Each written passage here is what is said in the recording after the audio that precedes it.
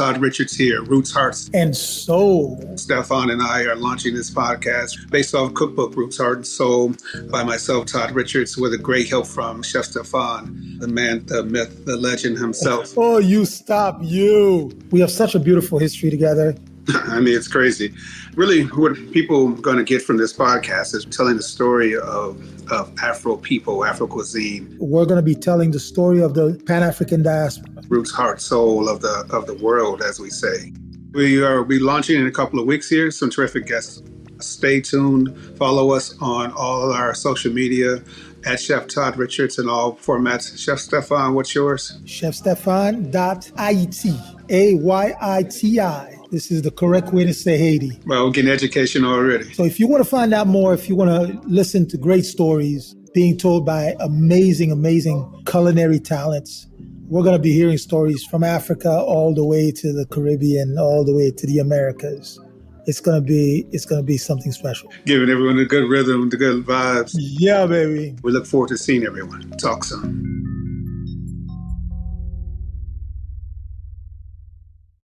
You're listening to Heritage Radio Network.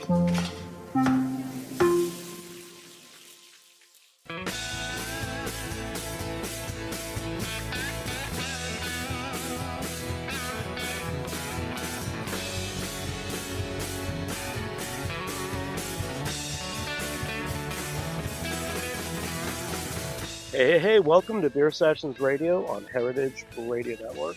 I'm Jimmy Carboni, I'm the host. This is our 15th year. Heritage Radio Network is doing great.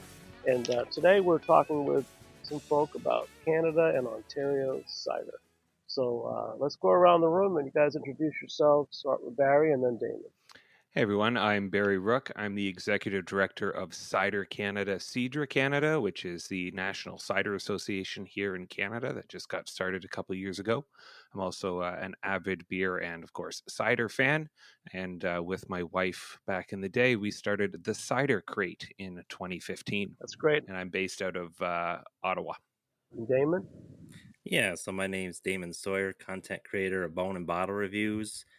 I'm located out of Northern New York, and I cover cider and chicken wing spots in the Northeast and in Canada, mostly Ontario and Quebec, but get around all over to try cider and wings and anything else in between, really.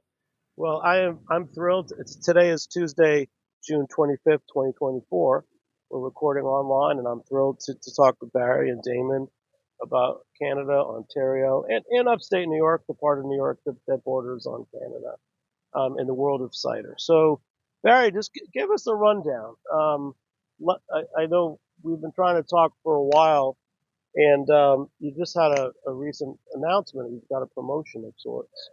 Well, I can tell you about what's happening at the in cider here for Cider Canada. So Cider Canada is the National Association for Cider Producers. We're one of a few associations. There's one in Quebec, Ontario, Nova Scotia, and two in BC.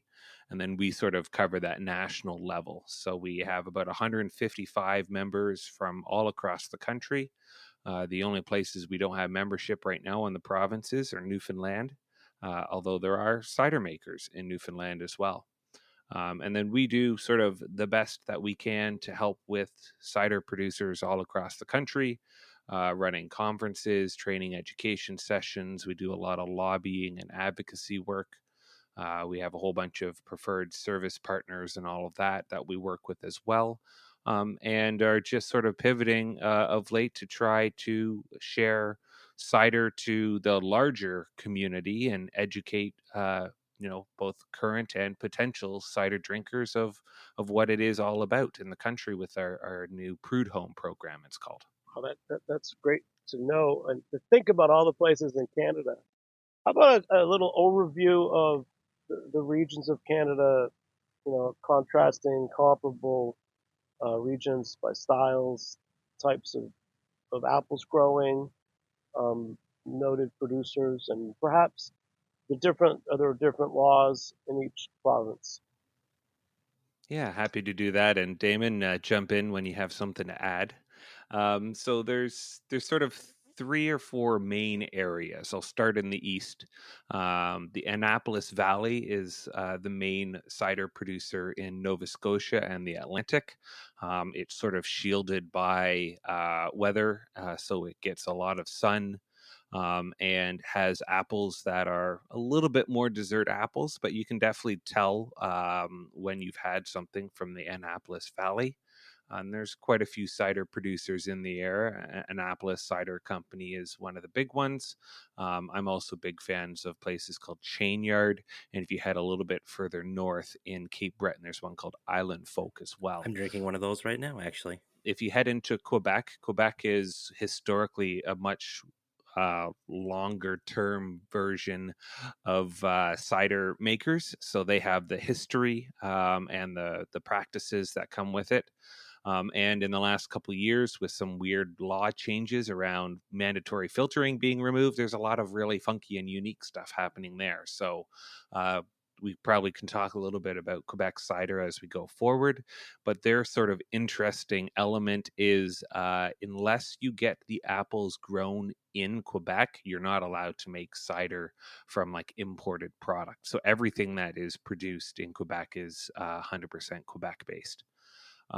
Ontario's got sort of three regions and a couple of emerging areas and has about 150 cider producers in total. The three main regions are called the Apple Pie Trail, which is sort of north of Toronto. If you head 2 hours east of Toronto, you'll get into what's called Prince Edward County. And if you're just across the border around Niagara Falls, there's a large growing area there for a lot of fruit and so on. So that's the Niagara region. All three of them have their own little elements to it. If you're looking for the classic wine tour and so on, your Niagara region's a little bit more commercialized. If you want something a little bit more out in the in the open area and so on, Prince Edward County is sort of a retirement community that gets a lot of people out there every day. So that's hopping during the summer, and the Apple Pie Trail up near Blue Mountain just has a lot of natural apples that grow there, very crisp and apple forward. I think a great example of what a Canadian cider really is. As you head west, we do even have producers in Winnipeg and Manitoba and Saskatchewan, and there's quite a few in Alberta. The main area in British Columbia is the Okanagan Valley, and you see a lot of production that comes out of there, which makes its way across the lower mainland or even as far up to the Yukon. And there's around 60 or 70 cider producers in British Columbia. So across the country, you're looking at about 430, 440 cider producers. About half of them are dedicated cider producers. The other half are brewers or winemakers that make a cider or two as part of their portfolio. Well, that's a great intro. Damon, what parts of Canada, which regions with cider have you been to? So I've covered two of the three regions in Ontario. I've been to Prince Edward County and Niagara region several times, and I've been through Quebec a couple times. I haven't gone as far up north as I'd like to, but there's still several cideries that are right along like Lake Champlain and south actually of the St. Lawrence River that I've been able to make. But I've tried a few, but and then like I said, as Barry was talking, I actually am drinking a cider from Nova Scotia right now that someone had given me last year, an Island Folk Good Company, and it's very crisp and refreshing. I don't drink too much these days, so it's actually really nice. Damon, how is it? I mean, I've heard of things when I'm at New York State conferences, Thousand Islands and Niagara region. How does that region mimic what's on the other side in Canada? How is the commerce between them and tourism back and forth? So the Thousand Islands region and the Niagara region are on different sides of the state, completely different growing regions. Thousand Islands is closer to like Kingston and Ottawa, parts of Ontario, whereas the Niagara region, except for in the winter, it can be a bit nicer in the summer and it's a way more touristy. So I would say there isn't really much of a comparison. And on the New York side, in the Thousand Islands, you do see more wineries. There's definitely more of a wine culture. We're getting more apples if you go a bit further inland because there's a lot of homesteads and dairy farms. But yeah, compared to how it is in the Niagara region. It's also a very big wine region, but because it's such a fertile growing area, they also have lots of room for apples. So I would say there isn't really too much of a comparison. I would think Niagara region's a lot more alcohol driven in the tourist industry, whereas here in the Thousand Islands, it's not really so much a thing. There's a couple wineries, but I don't think people are really traveling for those, whereas they do in the Niagara region more so. Yeah. And Barry, for you, comparing those regions, comparing commerce, exports, across the border to New York. Yeah, there's first of all, there's not really a lot of export. It's an area that a lot of product sort of stays within the provinces. To get things across the border can be challenging, and there's only a couple of companies that have been successful in doing that. More so out in BC, but I do randomly see a variety of things that both come into Ontario and not so much Quebec, but mostly Ontario, that are from the States or from abroad. But it's still a very small fraction, I would say. Outside of the major names and labels, the usual stuff like a Strongbow or a Magners or a Summersby, there's not that much that travels in or out of the area, which is kind of nice when you get that treat to be able to try something from Canada, because if you follow any of the awards, places like Glint Cap, which is the Great Lakes Cider and Perry International Competition, it's constantly overrun by Canadians winning awards all over the place, disproportionate, not only to how many are entered, but to how many producers there are. So someone who is a big Canadian cider fan definitely has some really incredible opportunities to grab things here. And like many places, the more popular of a spot that you end up going to, the more likely it is going to be a sort of a commercialized experience. And of course, there definitely are those when you're in somewhere like Prince Edward County, and definitely a couple more of those as you head into the Niagara region as well. Wow, it's very interesting. I hadn't really thought too much about Canadian cider. If we can talk about Quebec first, I'm more familiar with it. I've been to Montreal. I know that due to Seattle Brewers, or used to fairly well. You mentioned that Quebec there's a homegrown component. Yeah, most of Canada does almost everything homegrown. It is just a lot simpler and less complex when it comes to dealing with taxes and all of that. Plus, we do have an abundance of really good apples, so why import something when we have it better here? A lot of the challenges with the Quebec market is they actually use so much of their apples for other things, like in baking.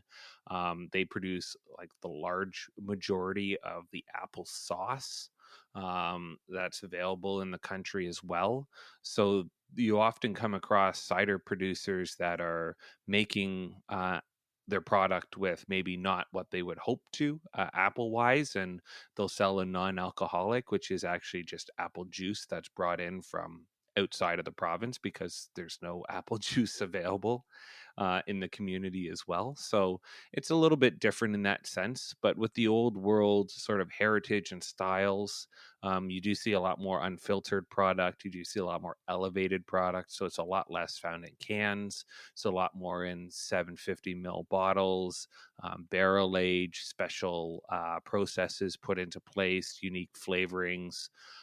Sort of all of those crafty elements that you don't necessarily see, especially when you're going to, say, the local liquor store or to a pub that's also going to be serving your top 40 sort of imports and all the big named non-craft products as well.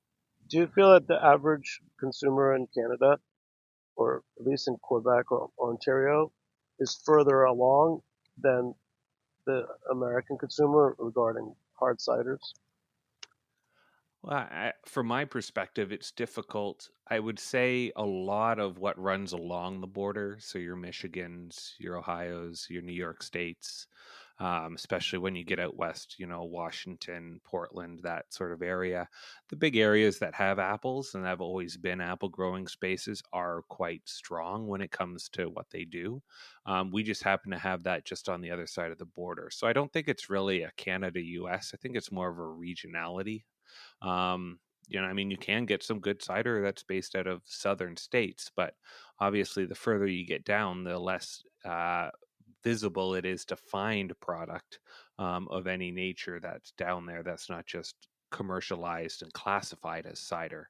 So I would mention, or I'd make mention of that in the Quebec side of things, because of the history and tradition. I think you end up getting a little bit more of that experience and that interesting ability to sort of step away from what's sort of sweet and known. And I think it does mean that Quebec cider drinkers are more experienced. I don't know if I could say Ontario or the rest of Canada necessarily has sort of that knowledge. And that's actually one of the reasons why we're working with a group called Prud'homme, who does a beer training program. They have multiple levels. We're quite close to launching a cider level 1 with the goal of supporting not only alcohol buyers in places like restaurants and bars, but also those who are, enthusiasts or just got a job working at a cidery for the first time and sort of need that base knowledge. We're in the process of finalizing our last couple of learning elements there, and hopefully be launching that Prud'homme cider certification course here in Canada by the end of 2024. Barry, what did you start first? Was the cider crate the first thing you did in the realm of cider?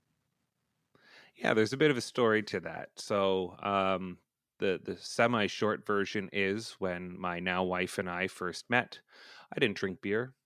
We would go out and order a pitcher of Somersby or Strongbow or Magners, and suddenly discovered there was some other product. If I recall correctly, it's called Wapoos, which is made by County Cider Company in Prince Edward County. They're sort of the grandfather of a lot of Canadian cider. So we sort of discovered that, and then discovered there were more than that in the area. Moving to Ottawa here in 2015, I got a job. My day job is radio. I oversee the Not-for-Profit Radio Association. And when we moved up here, we didn't really know anybody, but I did have a radio show and a podcast and all that kind of stuff. And we thought, well, why don't we start covering the cider industry, as nobody was doing that. So around 2015, we started the Cider Crate. There's now close to 900 reviews on our website, 100 podcasts. We ended up sort of indexing and putting on a map at cidersofcanada.ca as a map of every cider producer that's available. So we came into it as sort of bloggers and those who are really interested in cider as an interesting hobby.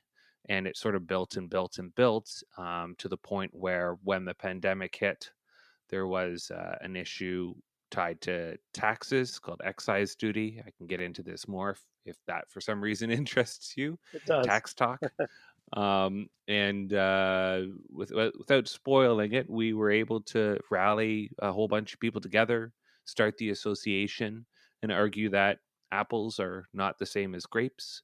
Neither is honey, and the government of Canada agreed with us and sort of separated the tax requirements for wine and cider and mead, and we got cider and mead exempted from excise duty taxes, and saves 15 to 20 million dollars a year in taxes.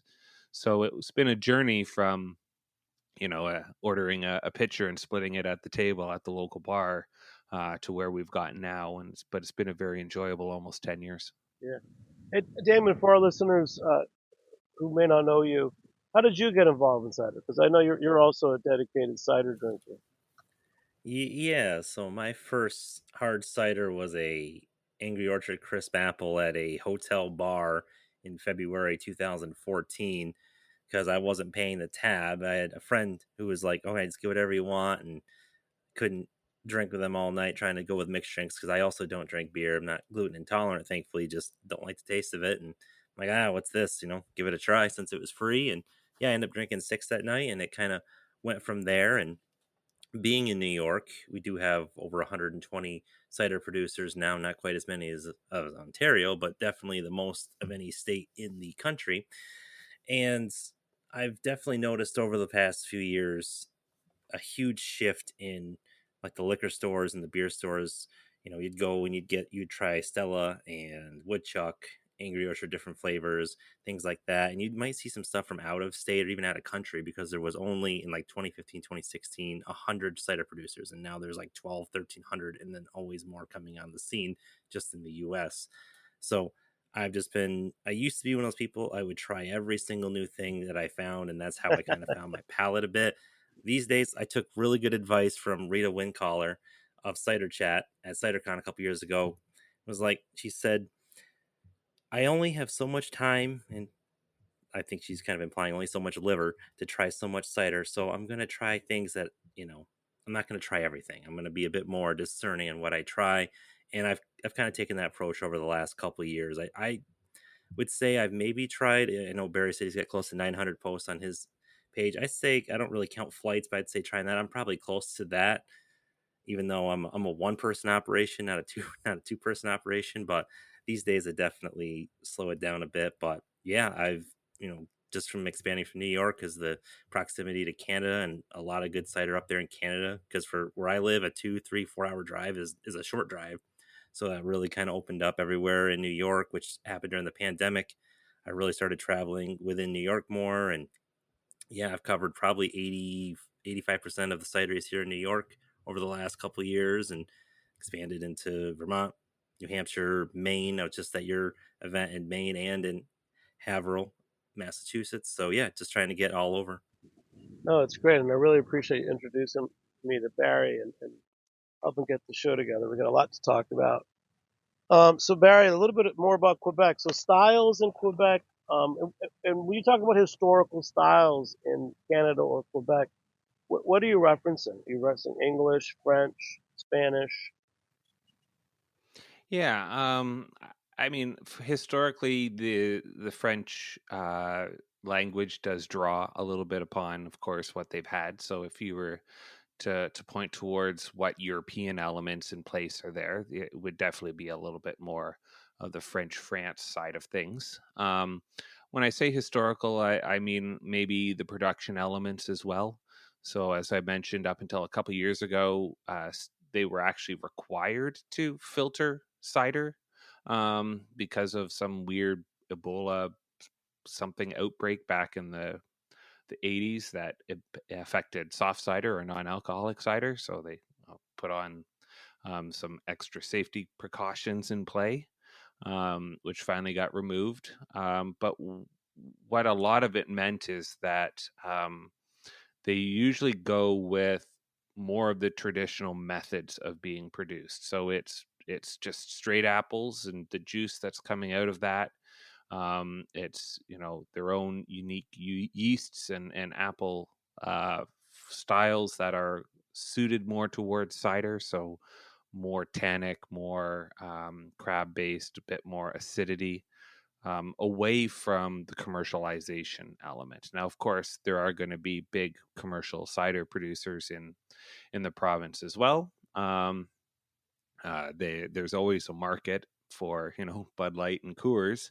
Doesn't mean that that's what we're sort of talking about as well. But even in the French side of things in Quebec, I would say a lot of what they've made has more of that original feel, less less what am I looking for, Damon, here? How do I put it politely? Less water, less ready to drink mix sort So of it's not apple alcopop. flavoring. Yeah, it's not alcopop, as they say in England. It is made with traditional apples and done in a method that there's not a lot added to it. Now, that being said, you can absolutely find yourself a blackberry pomegranate with flaxseed or whatever it is, barrel aged and using the Charmat method, etc. In Quebec as well as across all of Canada too. So if you want to go into those really deeper elements, there's that. I get in trouble if I didn't highlight iced cider. So iced cider is a different method that sort of became very popular in Quebec and has always generated a lot of interest from Quebec producers, especially in the export side of things to Europe and to Asia. So iced cider, if you're not familiar with it, is essentially waiting until the apples have frozen, and then as you crush the apples, there's less juice but still sugar, so it's a higher alcohol concentrate, like iced wine in that sense as well. So that is something that, if you were to say what is traditionally known as coming from Quebec, I would put iced cider up there as one of their primary elements. Well, that makes me want to go to Quebec more than ever, because one of my first intros to good cider in the States was Eden from Vermont, who are almost in the Canadian border. When they first started, their number one item was ice cider as well. So this glint cap, we know what glint cap is. We have a lot of friends that judge there. So you're saying that is Canada cleaning up at glint cap? Yeah, I was really lucky to be able to get to go this year. So this is my first time attending and participating. So I was one of, I think, 4 Canadians that were there. Um, Not a lot of people that were actually able to come down, but it was great to be able to meet and reconnect with half the people that I had met before at CiderCon, for example, and meet some other new individuals as well. It's such a sort of a well-known organization and award show, and it is the largest in the world on the cider side of things. So it was great to be able to participate.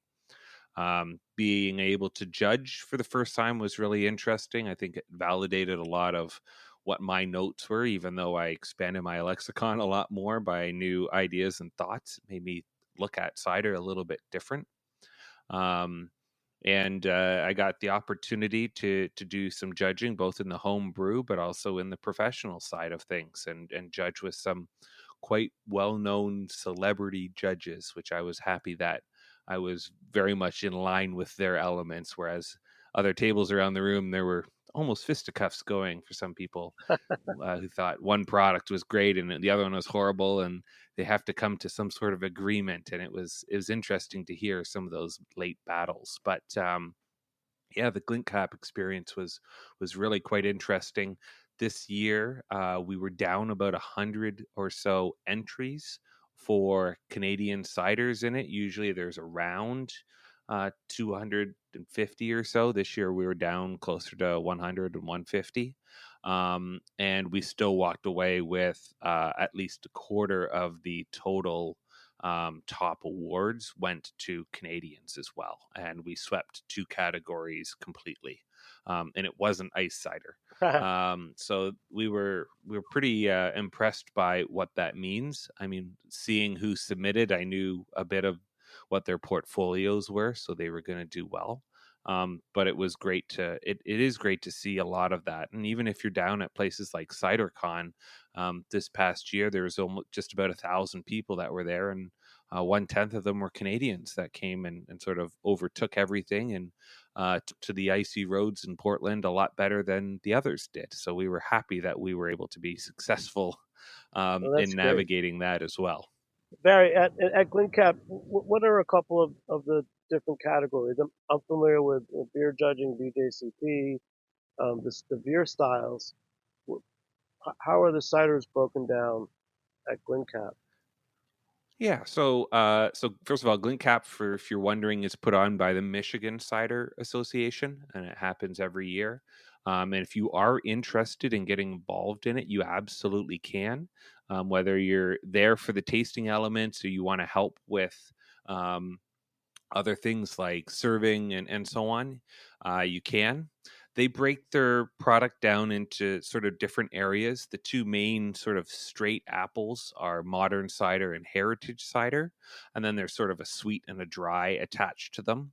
You also have traditional, natural, and then you start to get into the things like perries, whether it's a modern perry or a traditional perry, rosé ciders, fruit ciders, hop ciders, botanical ciders, wood age ciders, and then some of the fun specialty things and higher level things that are tied with like fortified or ice ciders or spirits as well. So there's a wide range of elements. The top entry is definitely on the fruit cider. I think they had kind of almost twice as many as anybody else did entry wise, close to 200. But yeah, those a lot of people like their fruit ciders or their heritage, the classic traditional things. So there was some stiff competition in a few of them. Uh, Damon, since you introduced me to Barry, uh, how did you first meet him? Just a few anecdotes about him, and I bet you have a question for him. Maybe one of the questions you asked him when you first met him.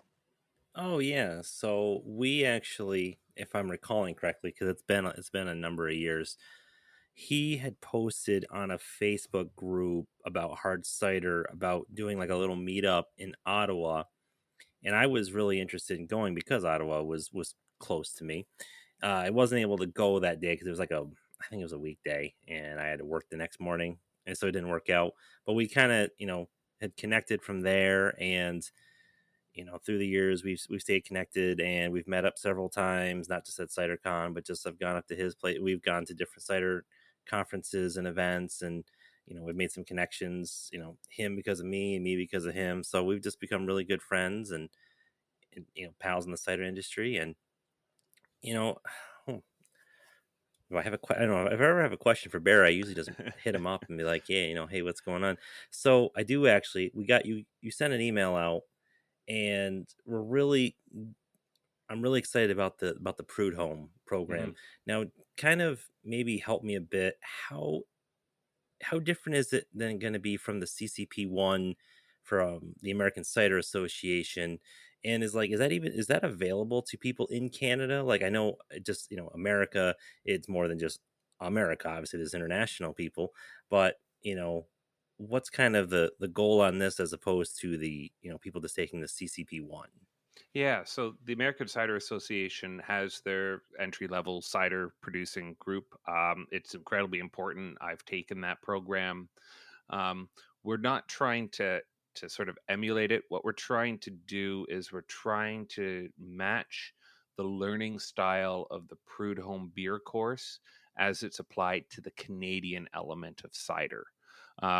So a lot of the content is going to be similar, like the history and a brief how production is done and tasting notes and all of those types of things. So there's going to be some of those elements that are pretty close to each other when that realigns itself. But in reality, what we were looking for was something that is Canadian at heart. So when we're referencing, brands and styles and locations and, it has that Canadian flair. It's got the hues in color and all of flavor and all that kind of stuff, which I'm assuming would drive a couple of Americans bonkers, thinking that it's spelt differently and what's wrong with all these Canadians. So an easy way to pick out, by the way, if a entry to Glint Cap is Canadian or not. Some of their comments on there as well. So yeah, that's the idea. Is that program is really trying to create a space where people can learn and explore Canadian products from the Canadian standpoint.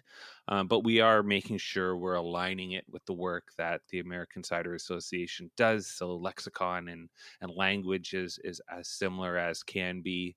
And we also know that it's not like a production course. It's not a course to learn about how to produce cider.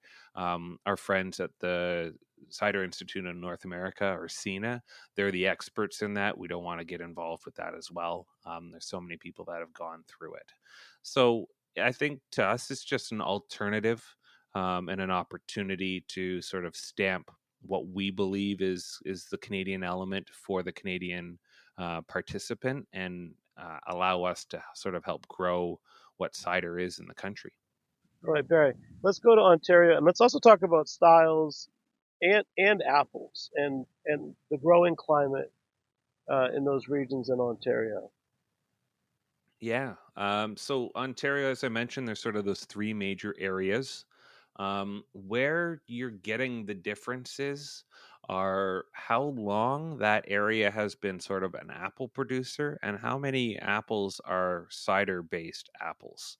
So, like many places across North America, pre 1900, cider was the go to drink. It was what was safe, especially with water challenges in place and so on. And Prohibition sort of came along, and if you haven't had a chance to go check out the Prohibition Museum in Savannah, Georgia, highly recommend checking that one out. Once all of that sort of went through, we saw what was traditional cider take a lull, and it really didn't go anywhere until the early 2000s and before it started to pick up. The problem is between the 60s, 70s, and 80s, a lot of orchards had these old growth apples that were not being able to be sold or used. So they all got pulled out. So it's been a 10, 15-year sort of resurgence of what are traditional apples being planted. So moving away from, really dessert or filler apples to apples that are more so designed for cider. And I think that's what we're seeing a little bit of growth and development with. And I think that leads to the fact that we have such a great climate.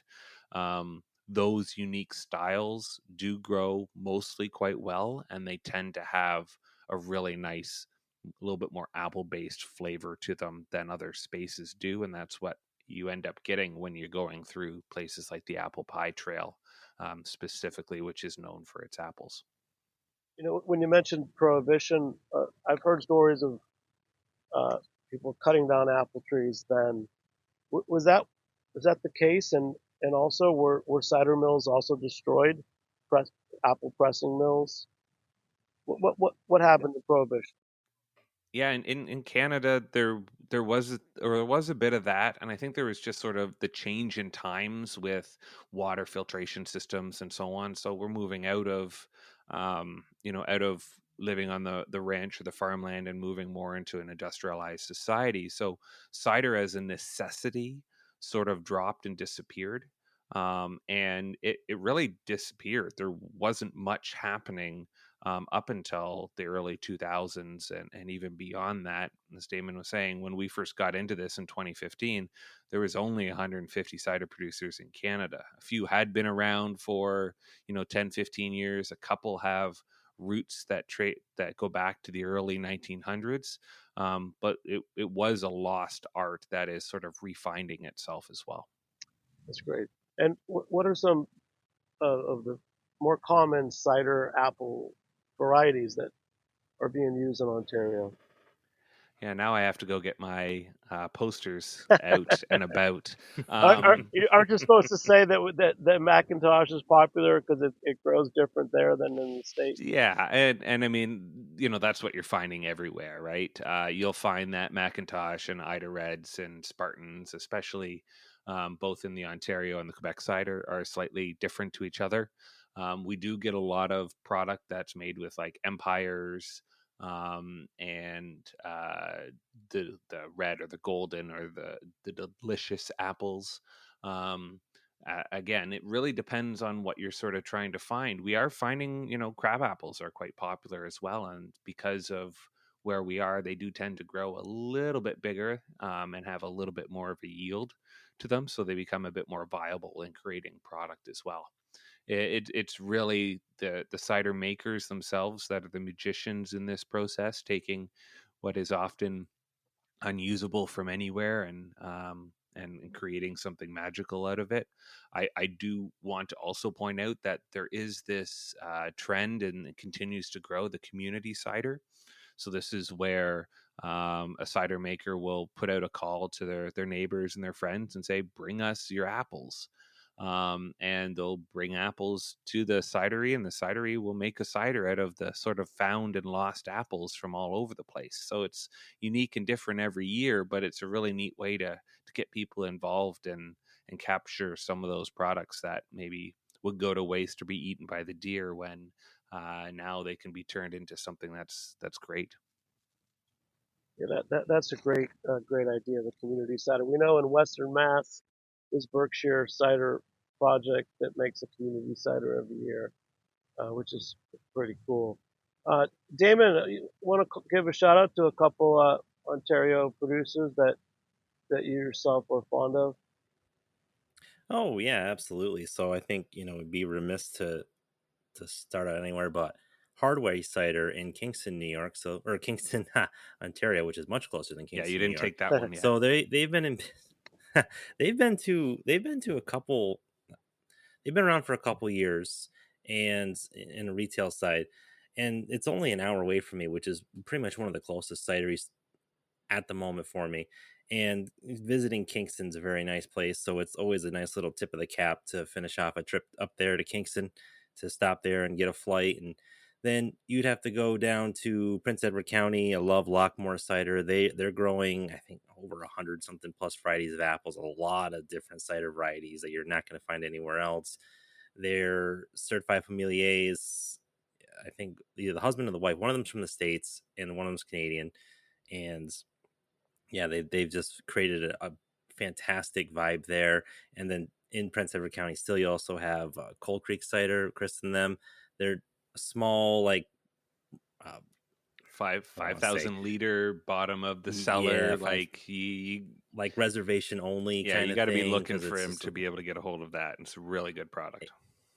exactly. And then my friends Fred and Sandy at Archibald in Bowmansville, whenever I go to the races there, I have to stop there, and I usually trade ciders with them. I bring them some stuff from the States. They give me a couple things of theirs, and they've been in the game about as long as Courtney, that from County Cider, you know, 70s and 80s. They've been growing apples and making cider. So there's some of the original people in the cider industry in Canada, and they're just fantastic people, and they just they do really great stuff. So those are some right off the top of my head that I would want to give some recognition to. That's great. I know on your blog, excuse me, Barry, I read about two blokes winning some awards for the Scrumpy. And tell everyone what Scrumpy is, because I'm a fan of Scrumpy. So it's a different product and production style, not overly different than anything else, but it's that sort of British element, that sort of musty and sort of cellared and dank and sour. Um, Damon, maybe you'll be able to fill in a little bit more of what those characteristics are. So you've kind of hit the nail on the head. Scrumpy is like the working man's cider. So it's not really filtered. It's not cleaned up. It's not pretty. It's like, so back in the day, before people were, construction workers or heavy laborers were drinking, cheap light beer, they would want something nice and strong that was cheap. And, so Scrumpy cider would be kind of the way to go. And it makes it kind of sound low class almost. And it kind of is, but it can still be delicious depending on how you make it and what kind of apples you use. So it's really kind of your working man's everyday layman cider, really, is what I would call it as. How is it made? Is it like the first press goes to the better cider and the pulp and everything becomes the Scrumpy? No, I mean, Barry could probably talk about production a bit more than me, but just kind of, you would find in a Scrumpy cider, they would use maybe more cider apples, or like, wild tree apples. It's just, and then like a lot of places, like I've had some Scrumpy in the UK, from the UK, they let them sit in open barrels, like in a barn. And so it's just the natural yeast. There's a lot of different things that kind of go into Scrumpy, but I would say, a good Scrumpy is, I don't want to say words like dirty or whatever, but it's very, it almost feels a bit like a homemade cider a little bit, depending on how it is. And, it kind of gives you some vibes of like, heavy labor, like farming, without going into barnyard style and things like that. It's honestly a really ambiguous term. Can mean a lot of things, but at the end of the day, usually a good Scrumpy is going to be I feel like it's going to be a little higher on the ABV. It's going to be a little stronger, a little heavier hitting, but there's still so much flavor that can be found. It's always a good time. Maybe some raisins were thrown in during fermentation. I've heard It's that. possibly. Yeah. Refined and delicate is not the words. Yeah. But so two blokes Scrumpy. That's because I went to your. What's the Instagram that you and your wife run? The cider crate. So I saw two blokes was on there and they won an award for Scrumpy. What would make a Scrumpy then win an award at GlimCap? What characteristics would judges be looking for? Yeah. So it's GlimCap has a really sort of interesting system. Typically, what happens is there are three judges per sort of category, and depending on how many rounds you have to go through. You'll go through somewhere between 9 and 12 ciders under that sort of category. And then between the three judges, you sort of taste the product, and then you kind of come to a conclusion on how it fits. And you're looking at things like quality, how close it matches, what the stylings are, the flavor profiles to it. Are there any off notes? I mean, and then when you go to the overall element, is this something that you would want to get and show to your friends? Is this something that you're sort of happy on drinking? Is this something that you glad you tried? Or is this, the best thing that you've ever had and you want everybody to try it? And those are your sort of, or does it miss the mark, and is there a problem with it? And that's kind of your 5 categories that they go to. So in the case of the Scrumpy from Two Blokes, Jenna was one of the Canadians that came down and entered in a few different areas as well, and won a couple of awards there. It was the fact that it was a product that was previously produced under somebody else, where Jenna had the opportunity to take over the production side of things, made a couple little tweaks to the process, and resulted in something that the 3 judges at the final round of the table thought that they really liked. And that's how that judging element went. It can be quite difficult. I was able to be involved in the hop cider, and when you first go through everything, go, yep, that's a hop cider, that's a hop cider, that's a hop cider, okay. And then as you finally break it down a bit more, you start to realize the little differences in niche elements to it. The hopped element one I thought was really interesting was we had a Perry that was hopped. And it was the only one in the category, and it was really good. And part of the element that you had to look at is, what is it that how apple is it, and how clean is it, so that you get the characteristics of the apple. So it's not only just hops, or there has to be a balance to everything. So that's sort of what you're looking at, is the overall balance and the roundedness to matching what the quality is, plus that little something else. And I was really impressed with the hopped Perry, and I thought if it had a touch more pear to it, that it was slightly unbalanced. And if it had been a little bit more balanced, I think everybody at the table agreed that probably would have been a first place best in show for what was brought into it. So I'm just giving you an example of how that process sort of works itself out, but it is subjective, of course, to those that are around the table and the experiences that they've had, and so on. And of course, there's a little bit of a personal preference as well, but the whole thing is blind, as in you have no clue what you're sampling in that case. So it really is it's all about what came out of the production, and not necessarily the paperwork that goes with it.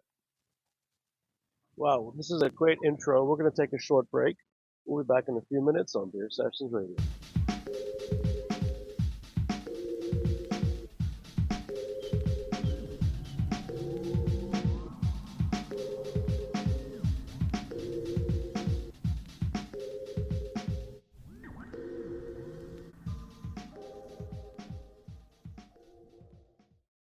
Hey, welcome back to Beer Sessions Radio on Heritage Radio Network. I'm Jimmy Carboni.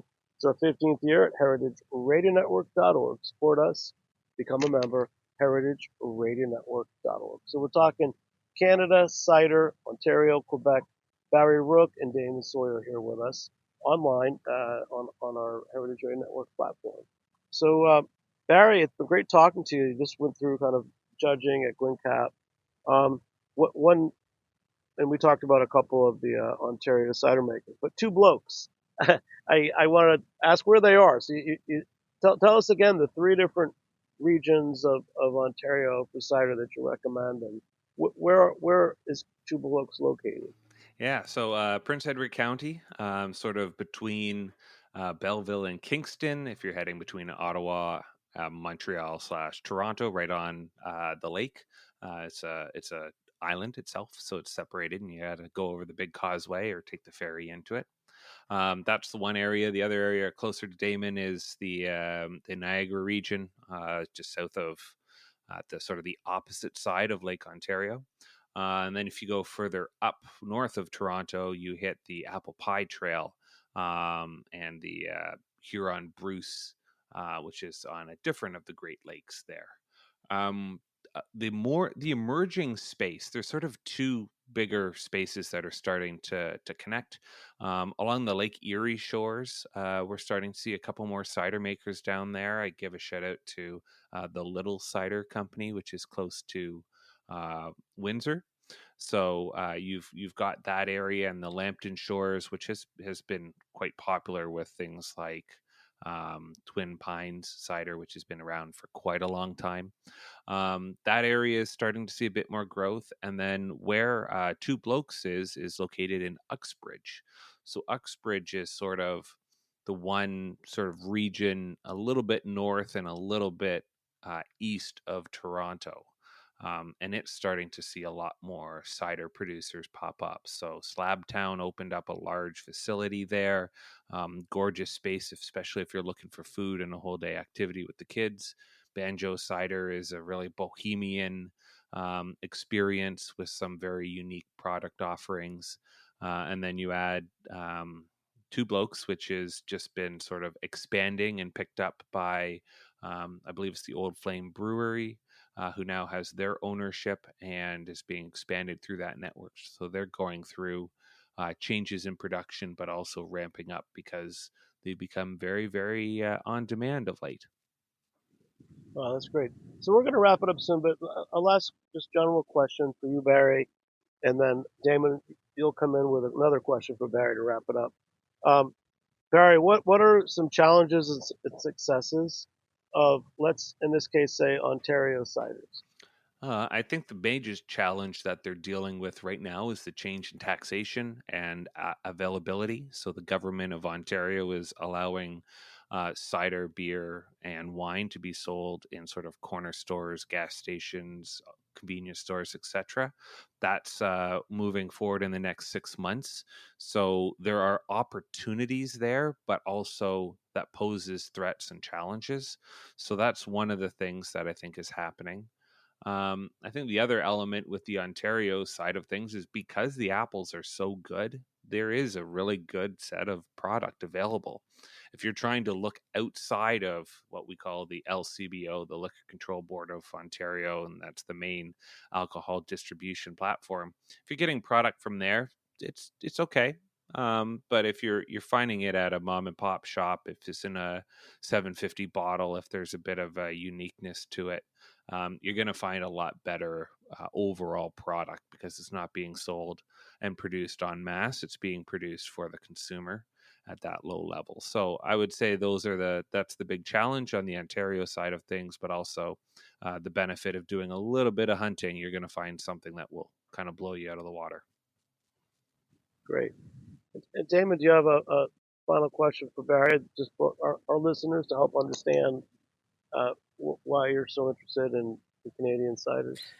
Sure, yeah. So I know you've obviously been working really hard with the Cider Canada project, and it's really expanded over the last couple of years. So, and then being myself involved with the New York Cider Association, I've seen the struggles of getting people on board with an association.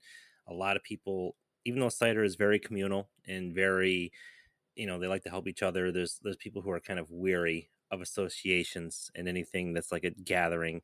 So what's kind of like the next steps to, you know kind of break the stigma of like people being associated with a bigger organization, and how do you really want to kind of reach those cider makers that are kind of on the fence? Yeah, that's a good question. There's a couple ways we're doing that. One is trying to expand our partnerships with the provincial groups, finding ways to collaborate and work better together. We're also trying to expand our services, so what we offer to cider makers, so that joining us is almost impossible. If you're not doing it, you're losing economic opportunities. Good example, we have a great partnership with the American Cider Association for their conferences. So if you're a member of ours, you can get a large discount, which is often for a small cider maker twice what you'd be paying for membership. So trying to build those opportunities and partnerships out is really important. And then it is providing those types of leadership elements. So we're trying to work on developing an export program. We're looking at a national awards program ourselves, something to complement GlintCap. We're looking at a national training program, as you saw, Prud'homme, maybe your own conference. Again, complements with what would work for the American Cider Association and CiderCon.